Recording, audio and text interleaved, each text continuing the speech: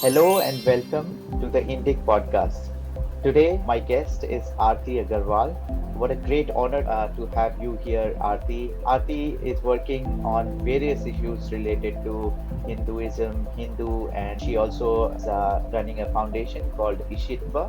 Really amazing work that you're doing. And the previous podcast that I've done with Dr. Omendra Ratnu, we have included, some of your work, which is really amazing around hindugenocide.com and all. So thank you so much, and Hi, let's go Vivek. ahead. Thanks for inviting Perfect. me. Thanks, Arti. Let's go ahead and get started then. Uh, so, Arti, because of your great work around Hindu and Hinduism, which I really liked and wanted to get associated with you and ask you some questions.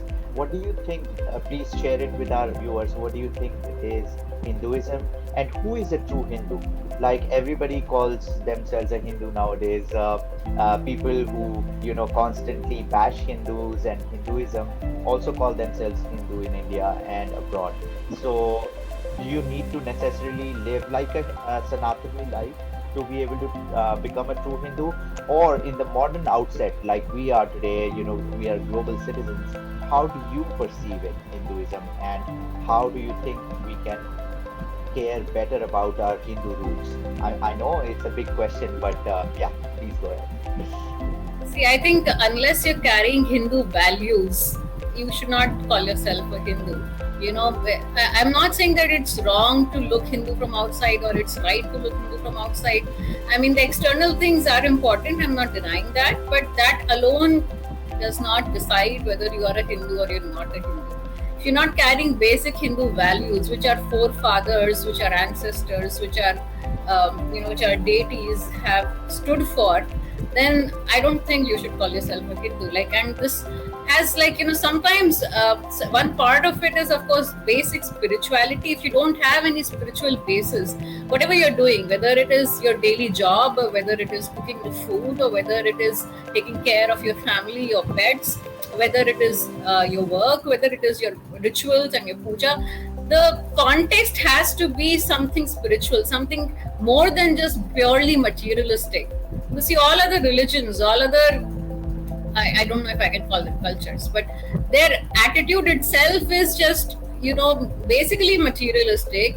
And then you do some charity or do some good, something to get heaven, right? But that's not spirituality. That's again your selfishness. That's again working for some materialistic goal which you are told you cannot get in this life.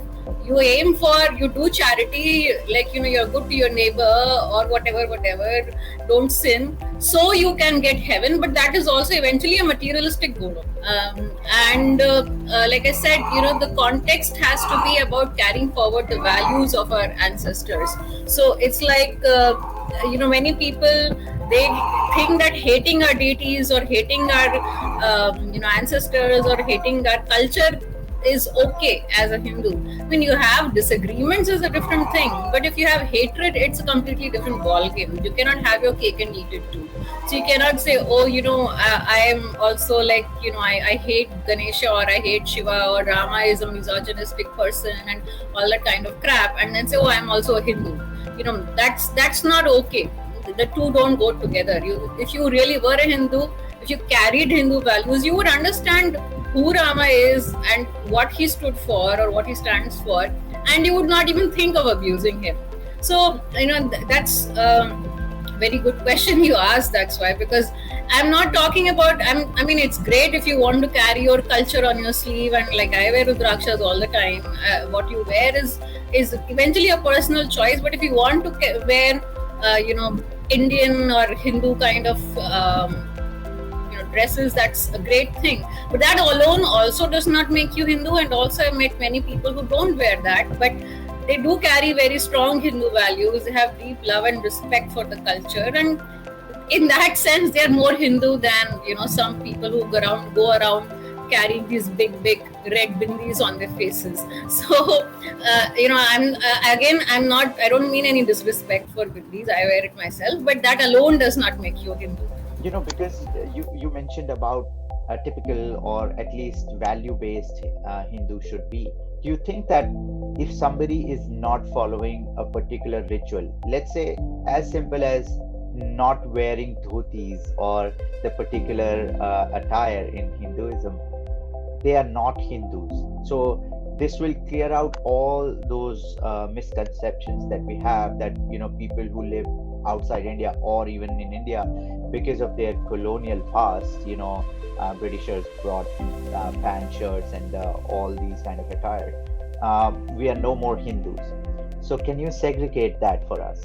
So I think I addressed that already, because I don't think clothes make you Hindu. That's what I Yeah. mean to say, to put it in very simple terms. And I also don't think everything is colonial. I wear the clothes I wear because I like them. I don't care. It's got nothing to do with the colonial past. Even if we did not have a colonial past, I have worked all around the world. So, I don't have to wait for the British to come here for me to like something. I can also travel somewhere else and like something else. So I don't carry that kind of a mindset, nor do I believe in it. I don't think that personal choices should be boxed into colonial this and colonial that. I think instead of actually understanding our colonial past, we have started doing this whole drama of everything, labeling everything as colonial. Now watching TV is also colonial. Now wearing pants is also colonial. Everything is not colonial. The biggest problem of the colonialism was the brainwashing of the brains of Hindus. We forgot that we had enlightened masters. We forgot that we had sadhus and sannyasis walking on the roads and we fell at their feet. That is the impact of colonialism, not just what you're wearing every day. I mean, that was actually, if you see, and I have studied this, up till the British era, up till independence, Hindus used to wear pagris in markets and streets. This was very, very common. Even women used to wear saris. After the British left, we have actually destroyed our own culture ourselves. So I'm not saying colonialism was something good, but I'm just saying, instead of actually looking a little bit deeper, we just label everything as colonialism, and then we think we can make other people feel guilty about what they are doing, so we look better Hindus. And I'm not into all those sort of games. I'm very clear. You wear what you think fits in what role. I mean, if you're a professional, you have to dress up in a certain professional way. That's fine. That's not about colonialism. It's about survival. So it's about looking professional. So I don't believe in all those things. I mean, like I said, clothes are a personal choice. So, you wear what you like.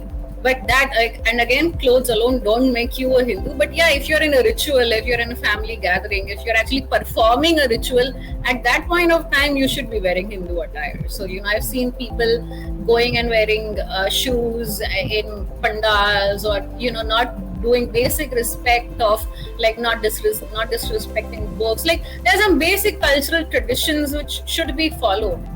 I mean, I'm not saying you should be disrespecting that. I'm just saying, dress for the occasion. That's all. That's a very good point. Being, as you are, and still follow the values of Hinduism. Perfectly worded. Yes. Then can I ask you? So, we are fighting some of the war within us. Like, yes, we talk about, the Islam coming to our land about 1400 years ago, and then Britishers came to us about 200 to 300 years ago. So yes, they brought all their culture and tried to change ourselves. But how about we address the issues of Hindus fighting with Hindus internally? Do you think that this is a really easy war for radical Muslims or radical Islam in India, that they can achieve this, as they call it, Gajwai Hind, those who want the rule of Islam, in India as the majority?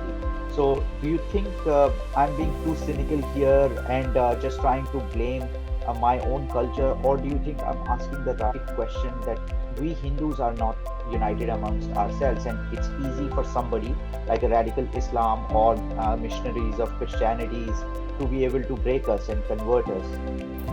So I don't think Hindus need to be united in the same way as Christians or Islamists or any other group, because they have a very simple ideology. It's a very binary kind of a thing. Do this, don't do that. It's a rule book based thing. And I don't think Hinduism should ever become that simplistic or that formula based. You do this, you become a good Muslim. You do this, you become a good Christian. I don't think Hinduism follows those kind of rules. And Hinduism has thousands of sampradayas, thousands of sects.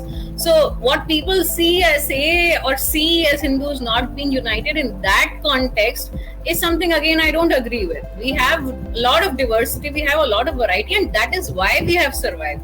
You can destroy one sampradaya, but then there are thousand others, they will survive. You can again destroy one culture, but there are so many cultures, they will survive. So like, I don't know what's your background, but like, it's like you have this diversifying your portfolio strategy in investment, right? So Hinduism is already very diversified in terms of its portfolio, unlike Christianity or Islam, who are so threatened because they have only one book, they have only one or two things to do.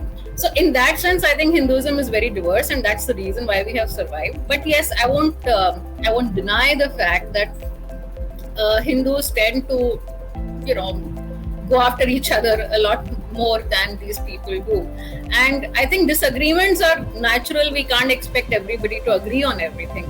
But what we do need is that, when somebody from the anti-Hindu lobby attacks or sort of tries to take down somebody who's doing some genuine work, then you need to put your disagreements and differences aside, and you need to support that person with whatever resources you have. You may not have a lot, but whatever resources you have. So we should have that much maturity to be able to disagree without disrespecting.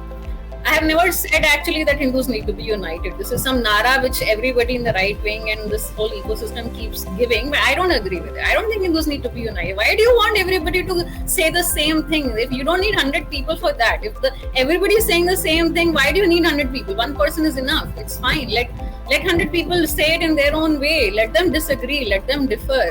There needs to be that leeway. We need that freedom. All I'm saying is that, when somebody comes to shoot me or to shoot you, then those 100 should be standing with me and not be standing there as bystanders enjoying the show.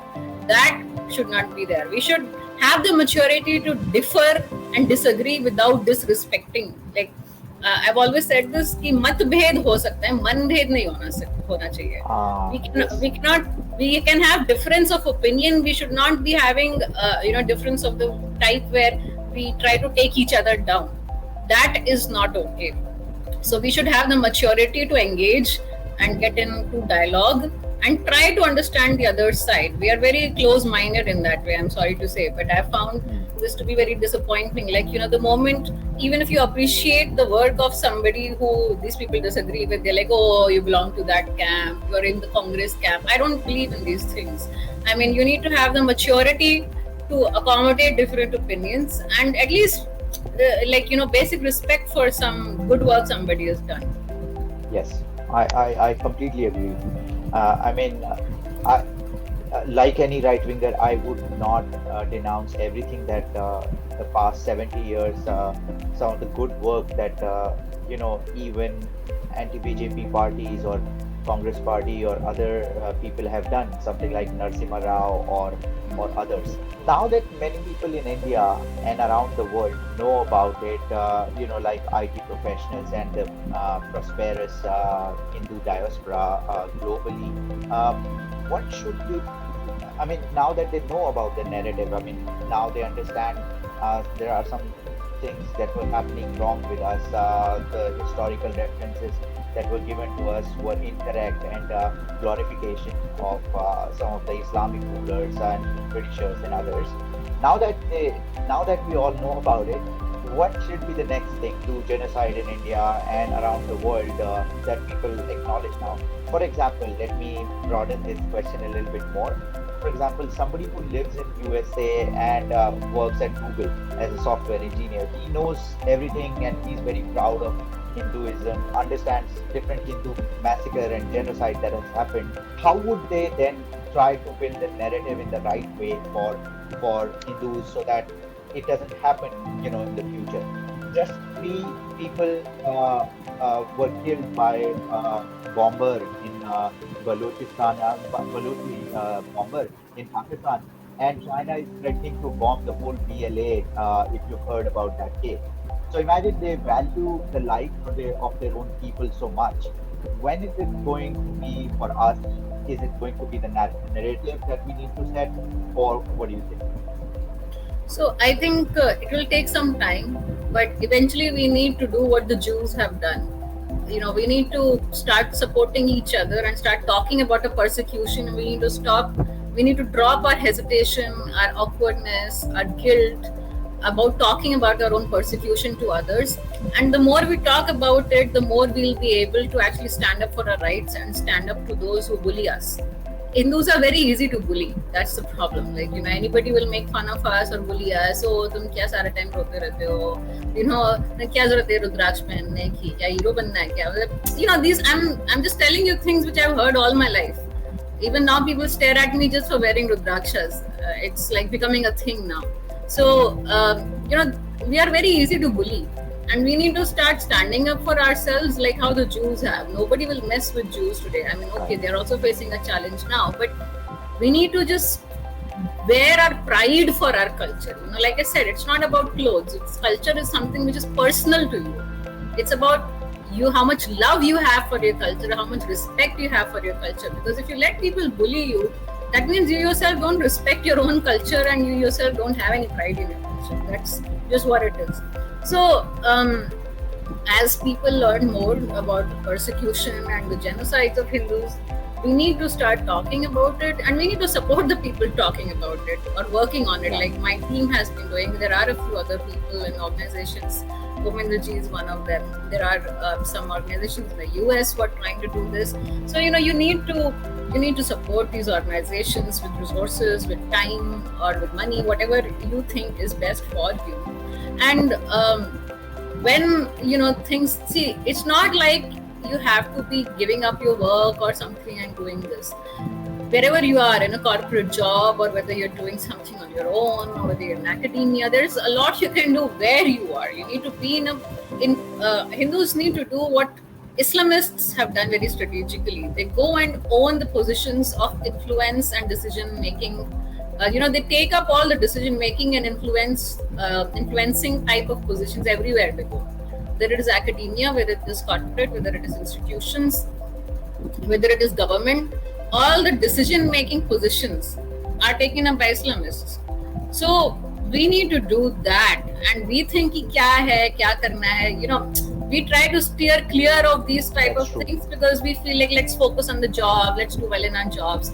But at the end of the day, if somebody else is making the decisions and you are the one who's getting steamrolled over there, then what's the point of you doing well in your job? So, this is something we've not realized, and this is something Hindu diaspora has not yet understood. No. We have not yet understood this. No. So we have to take this position not just in US or UK or wherever, in India also. Even in India, we have still not understood this. We all steer clear of these type of things which have some potential for conflict or controversy. लगता है कि दूर ही रहो तो अच्छा है. Don't want to be in the limelight. That kind of a thing. Let's enjoy our lives. Like, okay, nobody's stopping you from enjoying your lives, but you won't be enjoying it if tomorrow your freedom is curbed. Right? So we need to take these positions of power, and we need to use those positions of power within the sphere of freedom which we have. I'm not saying go and break the system, but every system gives you some freedom. You can have some cultural evening, you can have some ethnic day, you can have some music program, classical music, whatever. I'm just giving ideas out of the top of my head, but own those positions and use those positions to educate people about your culture, to educate people about the history of your persecution. Talk about your own family's persecution, because many Hindus have families who have faced persecution firsthand, especially in the US, because many people left India and went to other countries, especially in the US in the 60s, 70s, 80s, even 90s. A lot of people from India went to the US. So we need to do this. I think this is a very important thing to do. That's great point. And I think we will do a session on this as to understand from you how do we do it. There can be a lot of ways how we can do it, and I think that needs another session. In connection with that, Arti, that same point that you mentioned about helping and supporting. How do we support? How does the Hindu diaspora support Ishikva? Is it through your website, or what kind of channels do you have that we can provide you monetary support, or make more podcasts, more blogs, and helping the narration or the narrative that you're trying to build? If you, I mean, funds are good. Like if you think you can donate to us, that's great. But the problem with taking funds from US is that we Yeah, still don't have FCRA. that's yeah, Hopefully yeah. this year we will get it. We are working on it. So it depends on, of course, it depends on the ministry, but we are working on it. So hopefully this year we should be able to get it. But until then, you can still at least sponsor mini projects or something in which you bear the expense. You don't have to donate it to us. You just directly bear the expense for that kind of work or whatever. That's one way in which you can support us. And the second way is we need talented people to work with us, who will be able to give us at least some of their time. And we need people who can write, or people who can do some sort of data analytics, or people who can spend some time on social media, because social media itself is a full-time job. So or if you are really good with web management, like a lot of people know HTML but they don't really know running a website. So I mean, if you know how to run and manage a website, that is also fine. So these are just 4-5 skill sets in which I have always been looking for people, but I don't find committed people. They come for a few days and then they go away. So we need more committed people who, maybe you can give only 3 hours a week, but I need the commitment of those 3 hours. It should not be like you're here today and gone tomorrow. It can just be a few hours on the weekend, that's fine. But yeah, we need more people. More than funds, we need more people. Like, yeah, funds are good. I mean, we can always raise funds, but it's much more difficult to raise people because people are like, they're like butterflies, and I don't know what to. Funds, once somebody donates, it stays in your bank account. People run away. So I can't, and it's all voluntary. Even if we are hiring people, it's not just about volunteers. Even if we hire people, we need that commitment that you have the capacity to learn, you have the capacity to do what you're being asked. You cannot be so temperamental that, the moment you get feedback, you run away. That's the kind of support we need. And if you can't do either of these, then, you can share our content with people. You can, we bring out reports. We just ask you to not do any kind of plagiarism. If you want to use our content anywhere, you can ask us, you can inform us or link back to us or mention that this was on Hindu Genocide website. I just hate plagiarism because it's a lot of hard work from me and my team. I'm sorry for plagiarizing it on my podcast. If you want, I can take No, it that's out. fine. I don't think you've plagiarized it. Plagiarized it when you claim the credit for something. Right, I did not. Yeah, so plagiarism is when you use somebody's content without giving them the credit and claiming it to be your own work. That's plagiarism. Sharing is when you share a link or you share a web page or you copy something and you say this is from Hindu Genocide. That's not plagiarism. That's just referencing. I So clearly understand it. Yes. yeah, you don't have to worry about it. I'm not referring to you. So if you had plagiarized, I wouldn't have come on your podcast. So yeah, so don't worry about that. No, I'm fine with people sharing it. We do the work for you to share it. Just don't claim it to be your own when you have not put Very 1 good. rupee or 1 minute of your time on it. That's Yes. all. And the Because it people who took a lot work of- with this, it takes a lot of effort, and not just my effort, the effort of other people. And see, the people who have worked on this, if their names are not there, it's because they don't want it to be there. I will never claim the credit for some work which somebody else has done. And this is because they want to maintain their anonymity and all that. So that's why you see only my name everywhere, because I take the brunt on my head. But I'm not trying to deny anybody their copyright if they want to claim it. So if anybody wants to write something, or if they think they can write, for example, we were working on a project where we want to document crimes against Hindus in Pakistan and Bangladesh very seriously, like, reporting it every single day. But we are not finding people who can do that consistently. So, if somebody can do that, that will be really helpful. So those type of things we need help with. And like I said, we bring out reports. See, the thing is, social media has censored us so much that now we have to directly depend on people themselves to share our content, because social media bans us, or they threaten us, they'll delete our account, or they just won't show you our content. What will you do? We can't promote it, they won't approve our ads. So we are extremely limited by social media. People think that we're not active on Facebook and Twitter. Why are you not active? This is why we are not active, because Facebook doesn't show anything to anybody. We try to promote it, they keep denying, we keep rejecting and my funds are stuck in Facebook, because you have to pay upfront if you want to promote something, but if they reject it later, you can't take it back. It's stuck. So, we try but there's no point in spending time and effort on social media if they're not going to give us a platform. So that's why we depend directly on people to share our content with masses. So whichever whatever network you have, email, WhatsApp, whatever you want to use. So you can always share that link back to us, and ask others to read it, to support us if they want.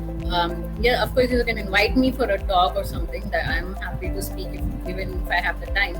But yeah, like these are some of the ways in which you can support us, and it's always good to know that there are some people around the world who care about this thing. Like it's always good to connect with people who resonate with what we are doing, because so many times we live in a kind of a place where nobody else really cares about these things. We're like the odd people here who are doing this somehow, like looking like a little bit crazy. So it's good to know that there are people around the world who like these things. Yeah, absolutely. I love your work, and it is such a sorry Thank state you. of affairs, Arti. Yeah. You're welcome. It's such a sorry state of affairs that whatever I have seen on HinduGenocide.com, there's absolutely nothing which is wrong, because it has historical references in books, Yes. in so many books, not just that were written in India, but also outside. Yes. So it's such sorry state of affairs that for spreading the right kind of knowledge, we are bogged down by Twitter and all that. And I'm glad that now somehow with Elon Musk coming in, all that kind of So many angle. people have hopes pinned on Elon Musk. Seriously, he doesn't know how many I know. hopes people have. Yeah, I know. But at least some people There's who were hope, at least. exactly Yeah. correct. Yes. Yeah. Fantastic. I just have a quick question, last question Sure. to you. So you must know about Dr. Omendra Ratno, who is also, helping in rescue of persecuted Hindus in Pakistan and Bangladesh and other places. Uh, just like yourself, he's also built some foundations like Dharmanch and Nimittikam. So what kind of association that Ishitva and Dharmanch and Nimittikam are doing together, so that we can spread that word globally to everybody? So Dharmanch Foundation was, I think, one of the first few Indian non-profits which came forward to support my work. So we have been associated with them since their founding, I think, and they donate to us, very regularly. And even apart from that, since Nimittekam rescues persecuted Hindus from Pakistan, and we are trying to document crimes against Hindus. So we are trying to work out some sort of a collaboration on documenting crimes against Hindus, and just these things take a lot of time because we are all into so many things, and coordination is a difficult job. But we are trying to figure out a way in which we can bring the two efforts together to mutual benefit, because documenting these crimes is anyways a part of the Hindu genocide project. It is just that a lot of these crimes which happen on the ground level, they don't get reported by the media of that country, like Pakistan or Bangladesh. A very little bit of thing, like or all blurred news. So a lot of the news is not reported. Like we are documenting it in Hindu genocide, but somebody needs to report it. We can't be researchers and analysts and journalists. We can't do everything, right? I mean, it's not possible. It's not humanly possible. Like I cannot be everywhere at the same time. So we need we want to have a team of people who can work with us on reporting these crimes at one website. The website and everything we have already built. We just need somebody to do it. And on the other hand, we are documenting it in the sense that we will be adding up all the numbers and bringing out the Hindu genocide reports and all of that. So that part we're doing in Hindu genocide project. So since Nimittekam is actually working with these people, it helps them also. So it gets them also a little bit of visibility, and they are connected to these people. So yeah, we're working out something. It takes a little bit of time, but hopefully we'll work it out soon enough. Yeah. Yes. All the good wishes to you. Hopefully, all these organizations flourish. You get a lot of support, and this is the idea behind this podcast: is to bring more visibility to your foundation, Of course, you're also doing a great job with your YouTube channel, but just trying to spread the word a little bit more. Sure. So, Yeah. yeah, great. Thank you so much, Arti, for today. Please give us some more time for some more issues that we have just spoken today. We can discuss them again.